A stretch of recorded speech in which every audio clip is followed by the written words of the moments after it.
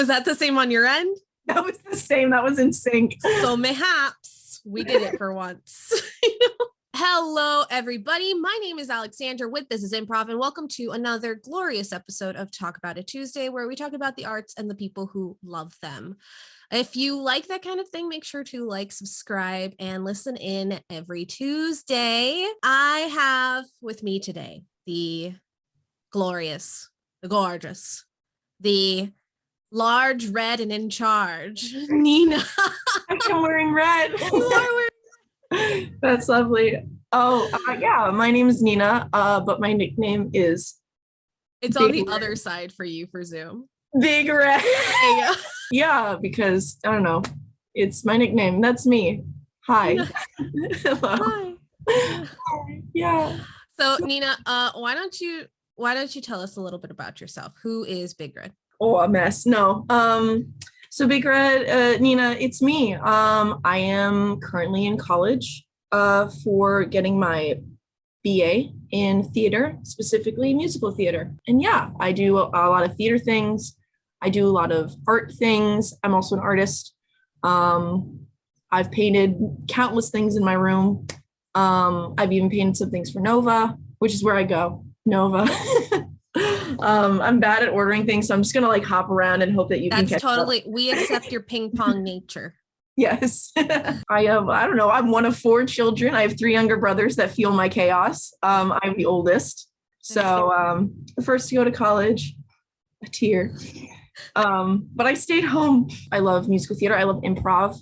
I've always liked improv ever since I did musical theater. As a kid, like I would do like little theater things. And then I found out that improv was a thing. And I was like, oh, wait, you don't got a plan? I was like, you don't have to go in with a plan? That sounds great. I'm in. So that's like the driving force as to why I kept it up with improv. But yeah, I don't know. That's like a summative background of I have 2 dogs and a cat. Yes. Yeah. I saved him, the cat, he's a kitten. He is 8 months old. Right outside of the window, as you see here, he got scuffed by a car when he was a wee baby, 5 weeks old. And I saw him and I said, that's a cat. So I ran outside and I scooped him up and I saved him. And now he's mine. That happened in May. And now It's December and he's my baby. And he's locked out of this room right now. But yeah. So my dogs I've had for like 9 and then 6 years. So they're old ladies. They have this young little boy that comes into the family. They're like, who is this feline entity? Oh my God. I'm an animal person. I actually was going to be a veterinarian before I did theater. Really? Yeah. I really hyper fixated on learning every single dog breed. I can name dogs A through Z. A through Y. There is no Z. A through Y. That was my flex. What a fun fact. Yeah, I was totally gonna be a veterinarian. Then I was like, oh, I have to be a doctor. Why don't I just like, I wasn't that smart throughout middle school. It's like, I'm gonna be a vet, animals, doctor. No. But what's funny is that was like what I wanted to do when I was Really? younger. I was like, I want to be a vet. And then I watched Animal ER on Animal Planet. And I was like, nope. I'm good, because they're like, yeah, we lost her today. And I'm like, oh, no. Like, most people would say that I couldn't keep it together, but I feel like I could. Like now, the person I was several years ago probably couldn't, like little middle school me.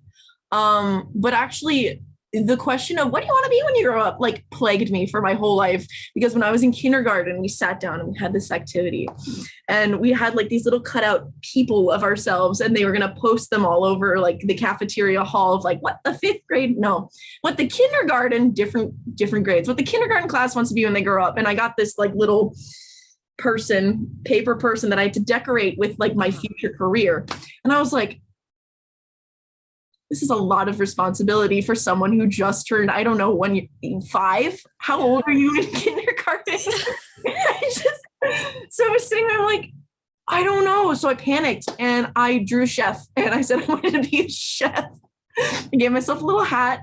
Everyone had normal things like, I want to be a firefighter. I want to be a doctor. I want to be this. And I was like, I want to be a chef. That died because here we are. Then it clung on to vet. I would watch Animal Planet every morning, Dogs 101, Untamed, Uncut, you name it. Animal Planet was my Disney Channel. I didn't watch any Disney channel shows that now all people my age, like 20 to like 25-year-olds, like, oh my gosh, remember like SpongeBob? And I'm like, no. Like now, like I knew of all the shows, but like my friends in like third grade would talk about like, oh, like Disney. And I'm like, no, I'm watching Untamed and Uncut if you want to come over. Heck yeah, dude. Now, like I knew pop culture, but I didn't know pop culture. Like I didn't like experience it. But now I'm like, since it's like the cool thing to like revisit your childhood, I'm like, whoa, untapped content. It's a whole new world for me out here. So this is what I missed out on.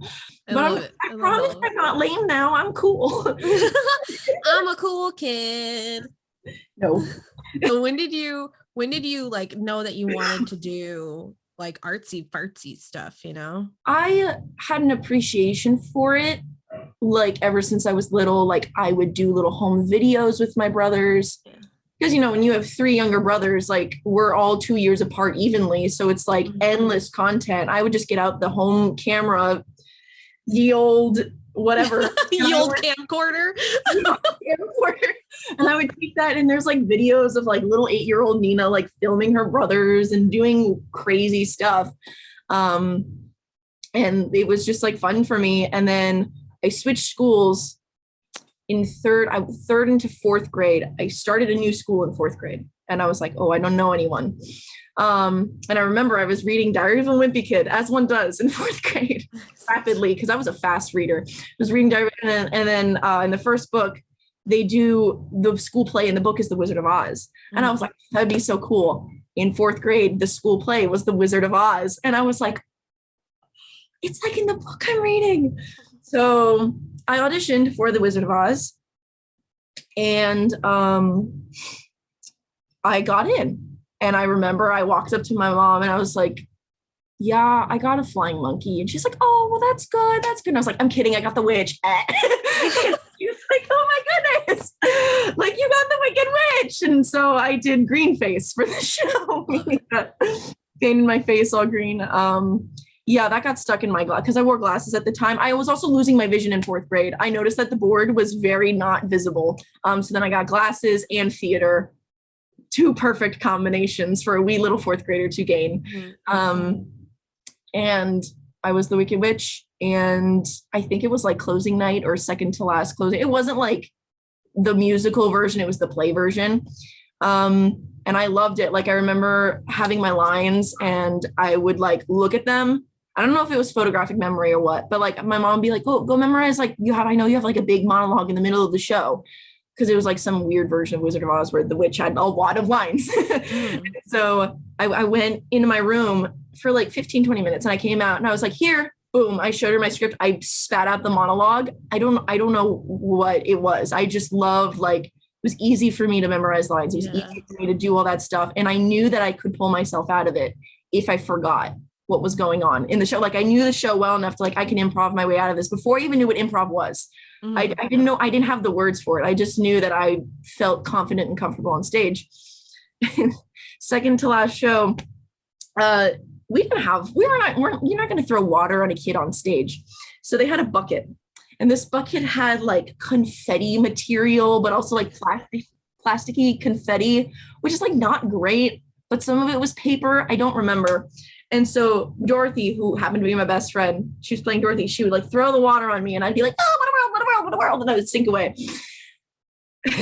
Second to last night, she throws the water at me and I'm like, I like go in to breathe for my lines. I breathe in some of the confetti and I go, what? And I just wheeze and cough my lines off stage as I'm like choking on confetti. And then I got off stage and I was like, okay, cool. I guess I'm doing this for the rest of my life. And so, yeah. The choking on the confetti or the theater? Both. Oh, you're nice. Every Tuesday, I choke on confetti. It's almost Tuesday. Look at the time. So that was like theater, but when did you get into music? Because you sang, so. No, I gotta stop doing this really cringy stuff. Yeah, so around that time, I would say like, so that was like fourth grade. Fifth grade happens, sixth grade happens. I want to say like eighth grade. is when I could like sing. I was in choir. Yeah. I could do a good job, but like I wasn't probably like not the best. And I was like, I want to get better. So my best friend who played Dorothy, her mom is an opera singer from Jamaica. And so I was like, I want to sing more. And my mom, you know, as moms are friends. And so the moms were talking, and my mom said to her mom, name is Miss Winter, and she goes, hey, so like my daughter wants to sing, and I know that you did that when you were like in Jamaica, and like you still give lessons and you teach piano and whatever. I've also been doing piano since I was in kindergarten. So like I'm hitting like all the boxes for like bound to be theater kid. Yeah. And she's like, yeah, I know Nina plays piano and Nina likes to act. What if she like had some lessons? So I went in 8th grade and I started to learn classical opera as an 8th grader. Wow. And yeah, so I've been singing. I took how many years of lessons? Like 4 or 5 years of lessons. I haven't been able to keep it up as much in college because I kind of just took the reins and did my own thing and just teach myself now. But yeah, I have like 4 or 5 years of classical opera under my belt. Wow. And I loved that. And in freshman year of high school, I found out what musical theater was because I knew what musical theater was, but I didn't like know what I didn't know what so, the gateway. Oh my god. Gateway drug was Phantom for me, but no. Oh yeah. Into the woods. It was Into the Woods. Into the Woods. Really? Yeah. Yeah, I was in love with it. And then I learned what Phantom was, and I was like, oh, I do opera. Oh, it's still a musical, but I could still apply operatic skills. And so that became like my shrine to Phantom. Nice. But yeah, that's like my favorite, still my all-time favorite musical is Phantom of the Opera. But that kind of took off because I was already studying opera and then Phantom of the Opera. And I was like, whoa, I already like musicals and this is opening doors. Yeah, and then like my house got flooded also when I was a freshman, so I would like my coping, well yeah, I was flooded out of my home for 6 months because an upstairs toilet malfunctioned halfway through my freshman year of high school. What I found comfort in was like learning about musicals and doing theater things and really just kind of like, wow, like I got better at piano. I got better at vocally singing. I got better at my acting skills. My acting program at my first high school, I went to one high school for 3 years and then I switched my senior year of high school because my mom switched jobs. She's a teacher. And so wherever the teacher goes, the 4 little ducklings follow. And yeah, so I've had like quite a journey with like theater because it started out with piano and when I was in kindergarten, evolved into, let me take singing a little more. Let me do the school play. Right. Then let me take singing a little more seriously. Okay, now I'm in high school. I guess this is what I want to do for the rest of my life. And this is where I want to like channel all my talents into. And then senior year, I switched schools, get into a school that's very involved with like thespians and like important theater things that, you know, high schoolers kind of need to be a part of in order to get into college. And I did that and I did great. I was part of like a large group musical number. I was part of this and that. We won countless awards because we were like really, really good. And that kind of like kicked off everything. So it all kind of aligned. It was like horrible because I didn't know where it was going to end and I still don't know where it's going to end. But yeah, I'm really glad where I am at now. Yeah. Because, you know, so yeah, piano, opera, and musical theater. Now I didn't really tap into my theater belt until my freshman year of college. So yeah, and if you guys for those of you who have been watching the channel for a while, you might know who Nina is, because Nina, especially during the beginnings of the chaos, was doing our vocal warm-ups for the channel, but because we had expanded into so many different branches and we had been posting 6 days a week. So that was like the beginning of this channel, was that fun stuff. And then you also can see her on like some of our game examples, our musical game examples, because Nina was doing our live performances with us for improv. So did you get into like improv in, was it in high school or was it like with us? A little bit of both. Okay. Because like in high school, I was the front of every drama event in high school. Okay. And it fell apart when I left. Like my first 3 years of high school. Like I was like heading that. Didn't fall apart when I left, but like there wasn't another version of me to kind of take it over. Mm-hmm. But I would do like, we did like coffee house nights where I would like do improv with people and I would teach them improv games because it's like the easiest thing for them to learn because it's really no pressure. You just have to be comfortable with messing up on stage or like having other people pick you up on stage and then you're good. And yeah, so I've always kind of liked it because whenever a theater teacher or a drama professor would be like, oh, let's do like an improv game, I was like, oh yes, I love this day. Like this is a good day. Yeah. And then in college, I did the improv jam at Nova. I did that my freshman year, and I remember I think Cass, yeah, he came up to me after the show and he's like, yo, like that was so great, you were so funny. I was like, cool, who are you? And so then like I learned who everyone was and I was like, oh, so they are Nova people who formed an improv group. Oh, and then through that you guys were like, hey, come to improv. And I said, sure. And so then I got back into it like full swing, like for real. I was like, hey mom and dad, I'm making money doing this now. so that was cool. Yes. Yeah. So I love live performances. But yeah, it really started, the snowball was like in high school and then like college, it really like picked up. Yeah, we had seen Nina do improv with the improv jam. That was kind of like to see. It's funny because a lot of people are like, oh yeah, I'd love to work with this as improv.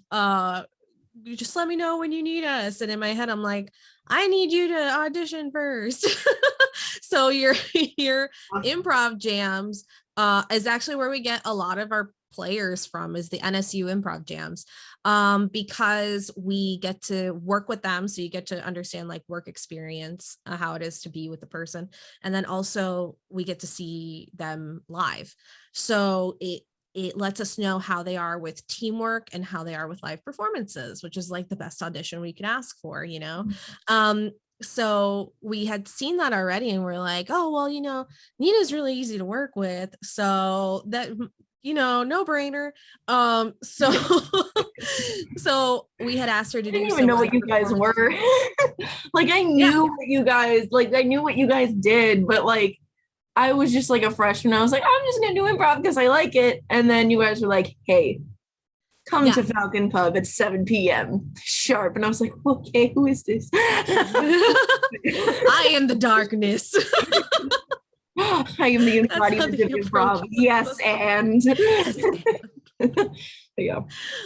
Yeah. And so with the whole theater, musical theater side, what was it about that side of work? Because, you know, at NSU, they're really good about teaching you all the facets of theater and like what it takes to do theater. Yeah. So what is it that made you like stick with it? Like, what's that thing that makes you obsessed with it? Because it is an obsession if you haven't turned around lately. Yeah. What? Get there. No. So weird. I want to give back that feeling, like when you sit down in the audience and you're watching a show and it just kind of like just the endless kind of like joy of like seeing people from all different like walks of life use their talents to just put together something that can be truly magnificent. And I remember as a freshman in high school, sitting down, and actually the school that I transferred to my senior year, I watched my cousins go there, and they were doing Into the Woods. So I sat down and I watched this school put on a high school performance of Into the Woods, and I thought, like, it was in that moment, it just kind of clicked, and I was like, I want to do that. I want to give that feeling back. I want to reverse that feeling to anyone who watches. Like, I want people to have a good time. I want them to see that, like, people can work together. Like, it's nothing to be like, oh, you do theater, like, are you pretentious? So, or you're not going to make it. Like, I want to be like, no, like, you can make it. You can do what you love. Like, you're not really working. You're not going to think that, oh, like, I have to go to work if, you know, you love the thing that you're doing, and I love the thing that I do. And so I want to, you know, keep that up and show other people like, hey, it's okay. You don't have to do it by yourself, because I clearly have not done it by myself. Like there are 500 people lined up behind me that have gotten me to where I am today. So yeah, so that whole feeling of like wanting to give back, I feel like that's a common thing with us theater people, is that we're kind of like, yeah, you know, like we want to give people this moment of escape for an hour or whatever, you know, giving them that reason to take a moment to look at this. And you know, art is also education. So what's one of the biggest lessons you think you've learned while doing theater? Although the industry kind of pins it as like this is all about like you, like it's all about me, big showy performance, whatever. It's really like the biggest thing I've learned is like, I'm going to have people who back me up. Like I'm going to have my teammates. I'm going to have my crew.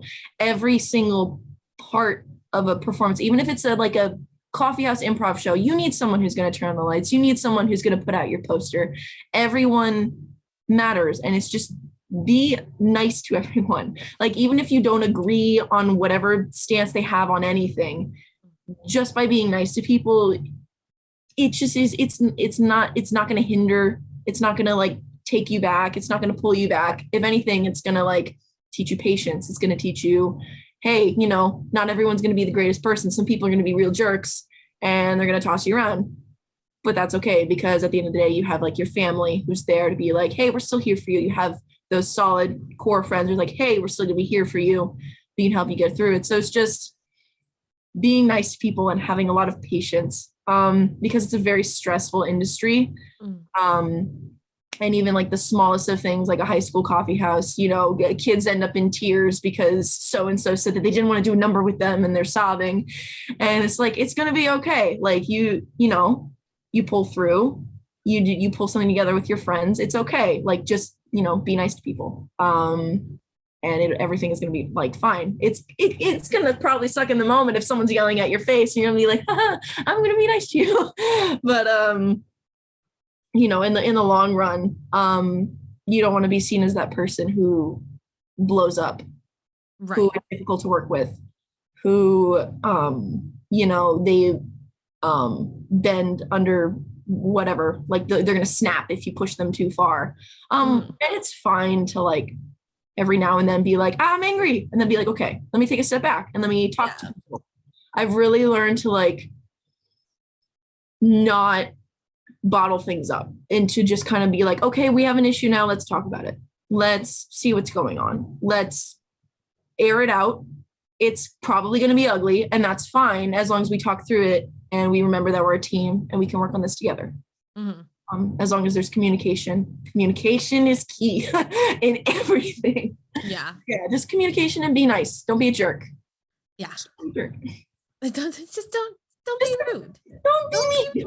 Don't be mean. Now, you are also an artist in terms of like sketch, painting, all that jazz, right? Yeah. So tell me about that, because you have a really fun style too. So yeah, I like your style. I don't know. It's really fun to watch. Yeah. Yeah.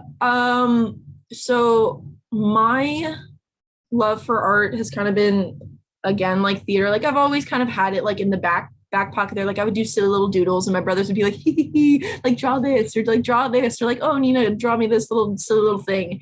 And I would like always come up with characters with my friends. That's where like the theater and art come into play, because I was really good at like creating characters and like creating little like children's book characters, and like fleshing that out, because like I would pull from the theater and I would pull from the art. And I would just take all these things and kind of like stick them together, and boom, it's a thing. It's a really cool thing that I would like to show you. So that kind of started, I don't know, my aunt is a professional artist as well as she teaches now. I knew that as a kid, but I never took lessons. Like I would get very frustrated in art class because my teacher would be like, now paint the flower this way. And then I would put a little goblin in the flower and they'd be like, that's not allowed. And I'd be like, you're not allowed because I'm going to put the goblin. I didn't like people telling me do this with your art, do that. Like I understood like, oh, they're trying to teach me skills, but let me do it in my own way. Let me make my own mistakes. That way I can like learn from them and figure out what went wrong. And I've been doing that. And I've never had a proper art class. Just because I was like, why do I need to pay money for something I can figure out myself? And be like the biggest factor. Like, I don't know. I just was like, you know what? No, I want to do my own thing. Thank you very much. And I understand that like some things, yes, like some things you need a mentor. And that kicked in my senior year of high school. I took an AP studio art class and I was like one of two kids in the class. Like there was only two kids in this block of time in school. And my teacher, his name is Mr. Merrill, and he was like the greatest art teacher that the greatest and the only art teacher I've ever had, which is great because he's the greatest one I've ever had. And he really, he's a very accomplished artist. And now he's like, teaching at my high school and like, was just like giving back. And still a working artist in the community. Like he actively would be like painting stuff and be like selling his paintings. Like we would see what he did. And he was very, very kind man. And I came into this class. I was new to the school, new to like having an art class. And I would just sit in this class and I would doodle in my sketchbook. And I have sketchbook volumes like 1 through 10 at this point, because my favorite thing to do was just doodle in my sketchbook. And so he'd be like, yeah, well, what if we did something like this? And I was like, no, I just want to draw my sketchbook. He'd be like, okay. And he's like, the AP finals coming up. He's like, you have to have all these pieces. And I was like, what if instead of doing all of that, I just submitted my sketchbook? And he was like, well, Nina, that's never been done before. I don't think that's, I don't know. And I was like, no, like I want to submit my sketchbook. I think this work is good enough. Also, it's just like an artist's sketchbook is like their diary. Like it's right. It exposes like every mistake, like every little thing, but it also shows like the growth and the details. And that's what I wanted to show. I was like, I want to show like my truest like form or whatever. It's in my sketchbooks. Like they are my pride and joy. They're my favorite art pieces that I have. And he was like, all right, it's never been done. You got to do that. And then just like 5 separate pieces. And I was like, okay. Like 5 other pieces, whatever. So I was the very first student of his to ever submit my sketchbook, like pages of my sketchbook, like not the entire thing, but like pages taken from like, I don't know, I had volumes like 5 through 8 at the time. I had to submit 5 other pieces. And one of them was the iconic, his name is Toe Man. He's a character of mine. And he's a giant toe. I didn't think that at all by the title. The name. I did my sketchbooks, and then this was like the first piece. It's old and crinkly, but it's a me walking down a trail, and there's a bear following me. That was my twist, because I always have to add a twist. Yeah, I know you like bears. I love bears. This was another one I did. His name is Clyde. I love it. Yeah. He's actually I'm a marionette puppeteer as well. I like to do marionette puppeteering. That's a very random thing, but this is one of my. No, it's not. This is one of my marionette puppets. He is a one-eyed monster named Clyde. And so I was like, I want to submit him. And this is one of my little dragons. I think I named him Primary. I don't know, because he only has like the 3 primary colors. So creative. Little dragon. And then another one was a lion. Yes. I like lions. I do. They are my favorite animal. Mm-hmm. And the thing I really wanted the AP scholars and graders to look at when they opened up the portfolio of Nina Poulos was this man right here, Toe Man. He is my favorite thing to ever been put in an official anything. So I shipped that off to nice. AP, studio art, whatever. And I said, here is my garbage, take it. And I got a 4 out of 5. Nice. Oh, yeah. There you go. Yeah. So you still actively do art, because I know you have, you post a lot about it. Yeah. And you even have these like, which is really fun, these like little increments on your Instagram story of like, give me things to doodle. And then you post them all and you give them like little names and little characters and everything. Yeah. and it's so fun to watch. And how would you describe your style? I mean, that little doodle thing I do is like improv in and of itself, because I'm like, give me something and I will create a character and a world and a lore and background, and it's very fun for me. But like there's 4 core colors that I like to implement, which is teal, red, orange, and yellow. My favorite color is red. It's here. I call it like the Troy method because it's teal, red, orange, yellow. It's a perfect, whatever I call it. And I use rays of color to kind of implement that. And that, so sometimes what I do is, what I have on my Artstagram is like a lion. I actually painted it in my closet wall that's actually across from this wall. Like I have a little room inside of my closet that I painted all the walls in, and it's a head of a lion, like from the side view, and then it's like the rays pointing out, they're teal, the red, orange, and yellow, and then they just kind of repeat after that. And I guess that is kind of like the signature thing that I kind of want to make constant in art pieces that I do, aside from like, the goofy silly cartoons, or this is definitely a children's book character or whatever, because I know that red is my current favorite color. Like, so I decided to play with my colors and be like, okay, well, the teal can represent like future. Like, I know that I liked, whenever I think of the teal is a very like futuristic color to me. So I'm like, okay, teal kind of represents the future, whatever. Red, present day. Orange and yellow were my 2 favorites when I was a kid. Like they would always bounce between, what's your favorite color? Orange or yellow? Like, but orange and yellow are just kind of like past inspirations, and so like seeing all those colors together makes my brain very happy for some reason. It just I don't know, I like them together a lot. I like the color combination of teal and red because they're so contrasting.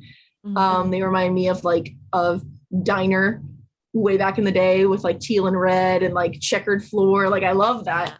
So I want those fun colors. Like I want the bright and fun, but also like, hey, I can do really cool stuff too, which brings in like the serious like lion silhouette. That's in like my favorite thing that I've ever done, which is on my wall over there. You're a really good artist, and I like that style. I like that there's like these sun rays that come out of a lot of the work you do, and that color combination. It's not just your eyes that it pleases, because it's like they're nice. It's a nice color tone. Because you have a word that comes into my head is like gradients, like the way the pattern of it. That's the word I'm looking for. Because it's Troy, so teal, red, orange, yellow. Because you have like that cool color, which is teal. I've never taken an art class, so I don't know like specific terminology, but I have a friend who's a graphic designer, and he took color theory class. He almost blew his brains out because color theory is like intense. The red, orange, and yellow, which are like warmer tones. And I know that those are like warmer colors than the cool. So that one pop of cool in all the warm kind of is what draws me. And I'm like, okay, like that's what I want to be. Like, yes, like, I don't know. I mean, you have like red, which is passion. Yellow actually is like hunger. That's something. So they say never put yellow in your kitchen. Do you currently sell any of your artwork, or do you do any commissions or anything like that? Yeah. Right now I'm in the process of creating my own website, and I have my business partner, best friend. She is helping me do that. It's going to be my Artstagram. It's going to be with my Artstagram handle, which is Big Red Doodles. And that's kind of like the name because I talked to my aunt, who's the artist, and she's like, yeah, that is not like a normal handle that you see going around. Cause like people like that are gingers or have like red hair, they'll be like, oh, like redhead, this and that. And I was like, no, I'm big red. So she's like, yeah, this name sounds great. If you keep the name Big Red Doodles, I think that kind of encapsulates like what I do, because yes, I'll do serious mural work. I've been asked by like schools and churches to do murals. I'll do like commissions, whether that be like I can design like a sticker, I can do like a little canvas of something. literally working on something back here. I do sell my artwork, but that's typically like if someone's like, hey, are you selling this? And I'll be like, yeah, I'll sell it. But officially when I get my website up and going, which I wanted to be before Christmas, but like I'm balancing like theater and then college and like me wanting to do also voiceover work and all this other stuff is very like. Well, you're still figuring stuff out. Like, Yeah. You're still in college. I was talking to my mom literally yesterday and she was like, well, what do you like really want to be doing? And I'm like, I think I've always had a passion for voiceover work and using my voice and character work and stuff like that. And I have a professor that is I've talked to, and he's in the voiceover industry, voice acting industry. And he's like, yeah, when you're out of college, let me know, because it's a big time commitment. And I'm like, sure. Robin Williams is one of like my favorite actors. So that ties in with the whole, like, I love theater. I would love to be on stage, but like, I love using my voice. But like character voices. Like character voices. Like I can be like some Southern hay bale cowboy who just wants to ride his horse and drink beer, but right. No, like I can just all over the spectrum of doing like silly character voices, again like Robin Williams. I have a question about tacos for you. No way. Wow. So Angelica just did this with Anthony and I got jealous that I didn't think of it first. I want you to do this now because I want to see how you do with this. So instead of asking you questions about how you would build your perfect taco, Gotcha. I want you to tell me your love letter to your favorite taco. In whatever style you wish. Hard surface, like the shell of my taco. Actually, no, I like soft tacos. So this soft surface is fine.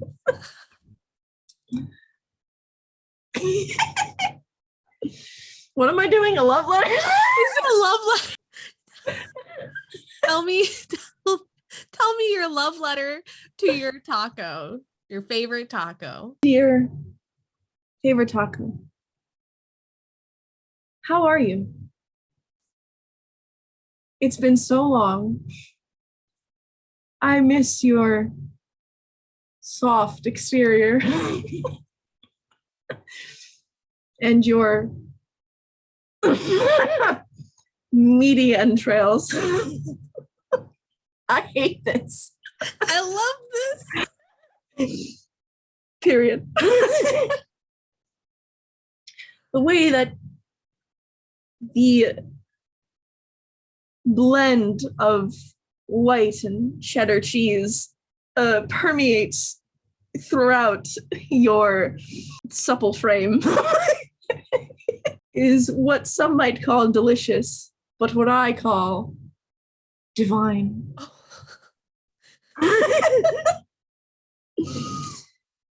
But what makes me miss you more than anything in this world is the crisp, watery, and absolutely splendid lettuce that makes me feel less bad about eating you a taco.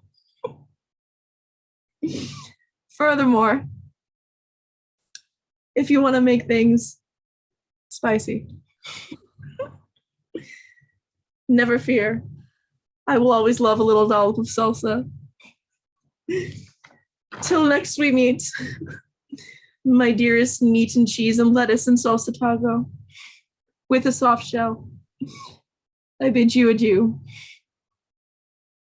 Signed, yours truly, Never Crunchy. Red.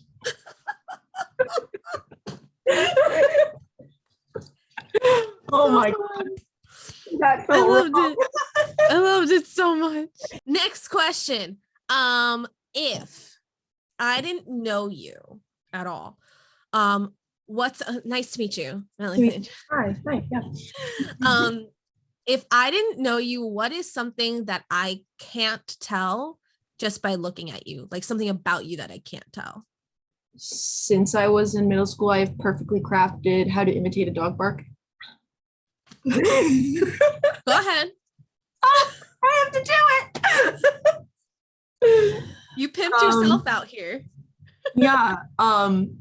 So I could never do this without giving credit and tribute to my inspiration, Bolt, from the Disney movie Bolt. Of course. All right. Thank you. That's a dog. Yeah. I used to mess with my dogs a lot. Like I'd be up in my room, I'd be like, woof. They get very upset. But That's yeah. so cool. I love when people can make animal noises because I'm very bad at it. Oh, I can also do a little chipmunk.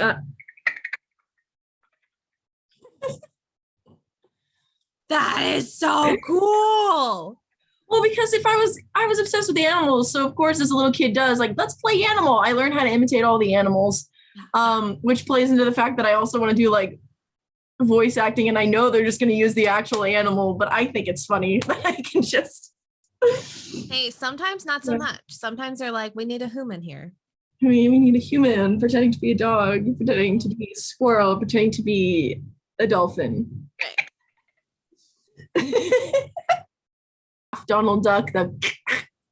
Oh, my uncle can do Donald Duck like full. My grandpa could do it. Like my grandpa is who inspired me to do like the voice acting thing, because he would always be like, oh boy, how are you doing today? And I'd be like, oh my gosh, grandpa, how'd you do that? And so that's awesome. Animal Crossing. Wait, can you do Yoshi?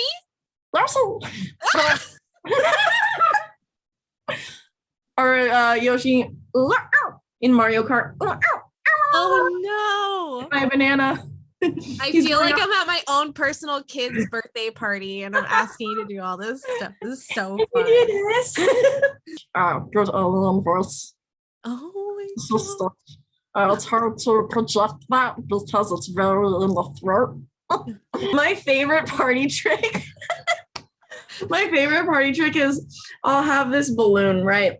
You can clearly see the balloon. Here, why don't you, I'll throw it to you through Zoom land, and you have this balloon. Can you blow that up for me? Like just the balloon.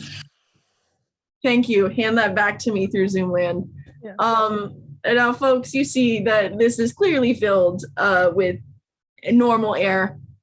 I can turn that into helium. Sorry, as you can see, the balloon is having a helium. I'm running out. In the spirit of Christmas, I will do Alvin and the Chipmunks jingle bells, starting with the KFC. Oh, dang it, I ran out of helium. I guess I can't do the song, but thank you. Oh my god. Yeah, that's one I like doing that. I love it. People. I know you like kind of gave some advice towards the beginning, but if you could say like, what's something that you would say to someone who wants to get involved in the arts? Why? No, I'm kidding. Just kind of, what would I say? Because my youngest brother, Daniel, he is a freshman in high school and he's really getting into theater. So I'm like picturing, I was like, what would I tell him? Because he's like getting into it. Don't forget that this is fun. Like, because I see so many people who get wrapped up in the, I didn't get the part, I didn't get the call, my audition was garbage, all this like degrading self-talk. And it's like, don't forget that this is fun. Like, this is entertainment. It is, it clearly, if you're going down this path, then you must have some form of a passion for it, and don't let someone, take that away from you. Like, use the gift that you have, that you clearly have. If you're pursuing this, like, to the max, whatever it is, like whatever, and you can use that for whatever, like if you have a gift, use it, like use your talent for good rather than just, let me just shove it to the side and become an accountant. And I mean, if your passion is being an accountant, be an accountant. But people in this industry have to remember that don't forget to have fun, because, it'll make things a lot better, don't because if you get into the nitty-gritty, like, I can't afford this, like, yes, like obviously be aware of like, you have to make a living, like you have to, pursue things, but you can do that through countless other things. But in your passion and your goals and like the theater industry and stuff like that, don't forget to have fun, because so many people gets lost in the shuffle of, I got to make this audition, I got to make this call, I got to I'm going to get all worked up out of this. Like, I can't do it. I'm so bad. I'm going to quit doing this. I hate it. It's supposed to be fun. So if you take all of that pressure, that unnecessary pressure off of yourself, you're going to have a way better time. Yeah. Very true. Yep. Yeah. Why do you think we do improv? It's all play. Yeah. Yeah, no, 100%. It's like, you know, a lot of people see people who do the arts and they're like, oh, well, you know, it must be so, you know, easy to do this for yourself because you are talented in this field, right? So it's like, oh yeah, you're just like, you know, putting on a costume, messing around, blah, blah, blah. But for us, it's like, this is our obsession. So it's something that we know we've worked really hard to get to and worked really hard to accomplish and make it a career. So if you jump into it and you start to actually study it and actually do the work, yeah, it's going to get frustrating because you're learning. I mean, I think that's the most frustrating part is like, don't be afraid to mess up. Process. Yeah. Because you're gonna mess up. And this is a world of rejection. Like when you come into theater and the arts, you have to be okay with that, because it's not that you're not good. It's not that you're not at that level. You're just, you just need to take the time to build yourself up. Other doors will open, you know. Yeah. Just because one shuts doesn't mean you got to ignore the 500 other ones that are down the hall. Like, right, you know, right. There is, I think the beauty of this industry is that there is always work. Like there's always work. Especially now. Oh yeah. There's so many different platforms, so many different, 100%. There is just always work to do. And I think that's the beauty of it. And people are always willing to help. Like there's those few like bad seeds out there that are like, oh, I need to keep my actor secrets to myself. It's not a secret. Everyone's read the book. Yeah. You know, everyone's read Uta Hagen every once in a while. Like not yours. So I think that if you don't know them, it's fine. Like you're not, if you don't know them, less of an actor just because you don't know who sneezed in Shakespeare's fourth act of I don't know. Like it's not you. There's no like standard that you have to be at. Everyone is like, it's cool because everyone has like their own path and how they got there. No two stories are the same. So stop trying to make your story like someone else's story, because this is not going to work out that way. It's like you don't have to be Meisner trained to be a good actor. Not at all. Nina, is there any way that people can follow you? Yeah. /stalk you? Yeah. You're back. Shame if you stalk me. That's mean. Don't be mean. But yeah, I have my normal Instagram, but the one that is like my big like public one is my Big Red Doodles, my art account. My professional acting one is in the making. Nice. For right now it's like channeled for like my doodles, so it's at Big Red Doodles is like the main one that people can follow. Yeah. Awesome. Yeah. So every way you can follow Nina will be linked in the description down below. So that way you can keep up with her. And I want to say hello. Information. Just like go. That's crazy. Goblin. Anyway. I want to say a huge thank you to you, Nina, for joining us today on Talk About It Tuesday. Thank you for having me. I feel very honored to be on this. Oh no, we're honored to have you, definitely. If you would like to keep up with Nina, again, please go check out the description down below. I will also be linking some of her previous YouTube videos through our channel. And I want you, if you are interested in any form of improvisation or sketch writing, to go to www.thisisimprov.com. Sign up for our hybrid classes. Yes, we do hybrid classes, so you could be anywhere in the world and still take our class, or you can join us in person, because that's just how versatile we are. If you like histories, mysteries, and ghosts, if you like histories, mysteries, and ghost stories of Florida, yes, specifically Florida, we have a podcast called This is Legends of Yesterday. You can listen to it literally anywhere you listen to podcasts. If you would like to take a tour and learn in person about all of those spooky things of Davie, specifically Davie, Florida, you can take one of our historical and ghost tours if you go to www.thisistours.com, which will also be linked in the description down below. I hope you have a beautiful, wonderful, and glorious rest of your day, you beautiful creature. It is Taco Tuesday, so eat some tacos, enjoy the spicy life. Thank you, everybody. Thank you, Nina. Goodbye. Bye.